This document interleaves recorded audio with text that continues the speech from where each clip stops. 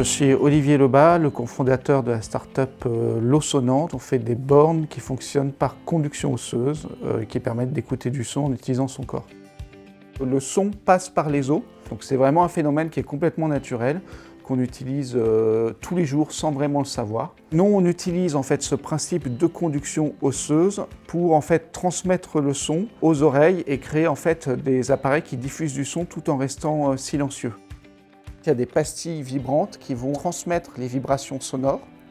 On pose l'écoute dessus et le son passe dans les avant-bras. En mettant les mains sur les oreilles comme ça, on va finalement se boucher de son environnement. On fait son propre casque en utilisant son corps. Il n'y a finalement rien de plus à faire. C'est vraiment très simple. Et en plus, pour les gens, c'est très ludique. Ils ne vont pas être passifs. Ils vont engager leur corps dans une expérience qui est un peu multisensorielle parce qu'on ressent aussi les vibrations dans son corps. On est finalement dans une expérience qui est très immersive. On travaille beaucoup avec les lieux publics comme tout ce qui est lieux de visite, les musées, les zoos, les aquariums, les parcs d'attractions, mais aussi dans l'événementiel. Et l'avantage par rapport à d'autres systèmes sonores, c'est qu'en fait c'est silencieux. Ça ne va pas forcément envahir tout l'espace. J'ai longtemps travaillé dans une entreprise d'audio-guide.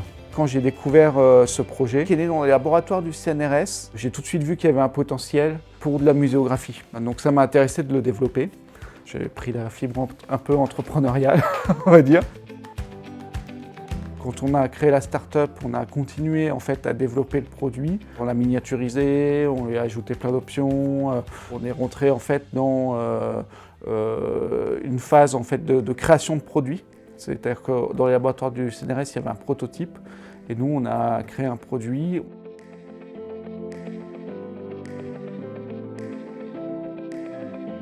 La suite, là, c'est concevoir de nouveaux produits. Donc c'est un siège, en ce moment on est en train de le prototyper, qui permettra en fait de faire le contact par l'arrière du crâne. Donc ce sera dans une position différente, qui sera peut-être plus ouverte, plus relaxante. Donc en fait du coup avec d'autres usages aussi.